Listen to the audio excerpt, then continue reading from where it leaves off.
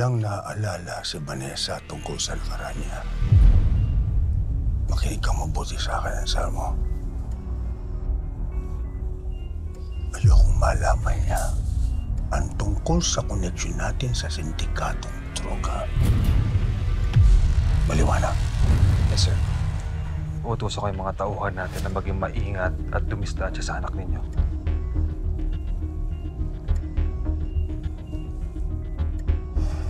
May isa pa akong bibilin sa'yo. Papuntahin mo dito si Rebecca para maisakatuparan ko ang plano ko sa anak ko. Pasusunod po, sir.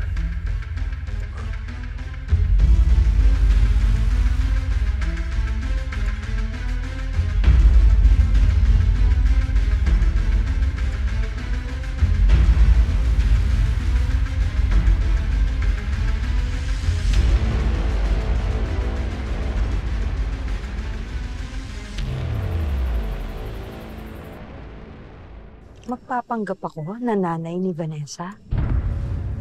Oo. Kailangan natin gumawa ng peking kwento na madali niyang intindihin. So pa kailangan niyang maintindihan. Mahal mo naman ako, di ba? Kaya alam kong tutulungan mo ko dito sa papanggap na ito. Kailangan ni Vanessa ang tatay at saka nanay. From now on, isang buong pamilya na tayo. Okay?